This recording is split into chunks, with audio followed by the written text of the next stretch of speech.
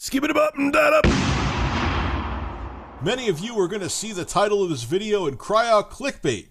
But when you hear what I have to say about GameStop, their sales figures, and how many stores they are closing, you'll realize that more than likely, I'm not being clickbaity at all, unless there's some miracle that happens this year that next year GameStop sales increase. And if by some chance that does happen and GameStop makes a miracle comeback, I am sure you'll see numerous exposed videos on Review Tech USA. But what else is new? So what the hell is going on with GameStop? Well, worldwide, they're closing 225 stores. And why the hell are they doing that? Well, during the fourth quarter of last year, total global sales, and I'm quoting this exactly from the GameStop article, so I don't screw up any numbers, were down 13.6% year over year to a little over $3 billion. The company blames the shitty holiday sales on lackluster sales of certain AAA games and their competitors kicking their ass with aggressive console promotions on Thanksgiving and Black Friday. I'm sure a metric shit ton of people also shopped at Amazon, and with how aggressive their deals were and with how much marketing Amazon does, I'm sure they wiped the floor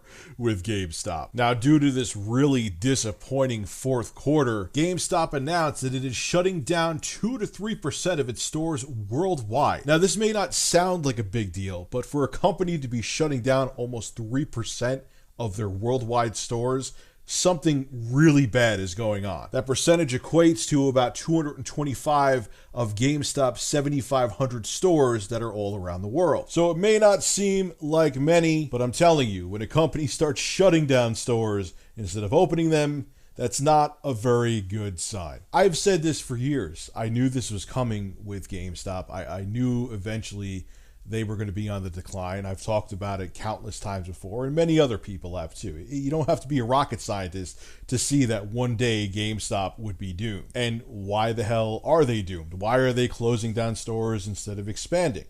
One reason is simple. There's two main reasons to me, but the first one is digital distribution. People are realizing it's much easier. I'm not saying I agree with it. I like my physical copies of games too, especially when it comes to consoles, but most people don't care about that. They just want to play the game, and they realize that just buying it, whether it be on an Xbox One, downloading it on a PS4, or if you have a PC on Steam, is just a hell of a lot easier than driving out to a store, whether in the freezing cold, like where I am, it still feels like it's like January, even though it's almost April, and having to go somewhere and pick up a game when it could just be downloaded to your PC or your console, and that's it. You click a button, you put your credit card info in, and you're good to go. And if you don't believe me just proclaiming that digital distribution is hurting GameStop, here's some numbers for you. This is coming from the Motley Fool, and this is about Electronic Arts. They, for example, reported that 32% of their sales on the current generation consoles are from full game downloads. Full game downloads for EA grew 38% year over year in the recent quarter to $666 million. Whereas when it comes to physical copies of games, EA has not seen any growth. They've been flat. So there you go. What is GameStop's biggest moneymaker? What is their bread and butter? Physical copies of games and selling used games. And if people are not buying physical copies of games and they're just downloading them via PSN or Xbox Live or Steam or whatever the case may be, GameStop's not going to have any used games, and people aren't going to be trading in physical copies of games, because guess what? They don't have physical copies. They just have digital downloads on their console or their computers. So that's putting a big dent in GameStop sales. And secondly, man, let's keep it real. GameStop is not the only show in town anymore. They never were, but no other retailer was as prevalent as them. I mean, I remember back in like 07 and 08 when I was really into the 360 back then.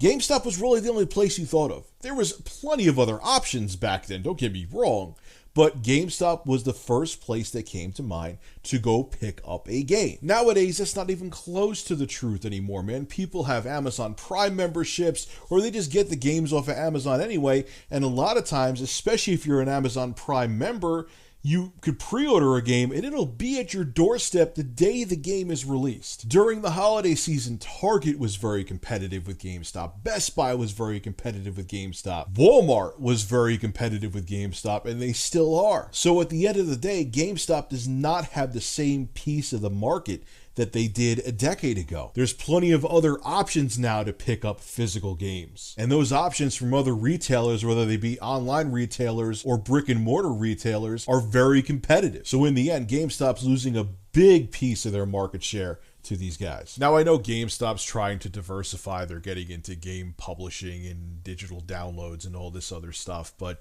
usually that doesn't work. What is GameStop? They're called GameStop for a reason. You stop there to pick up a game.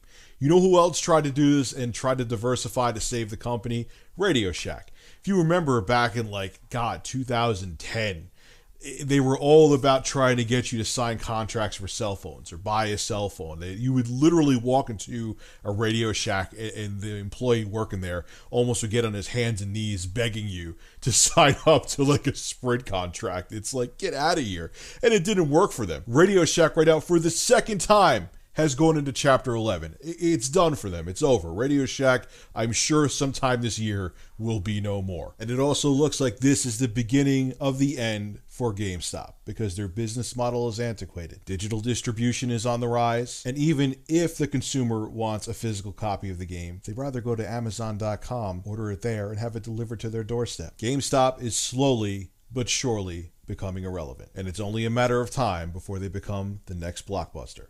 This is Rich of Review Tech USA signing out. Have a good one.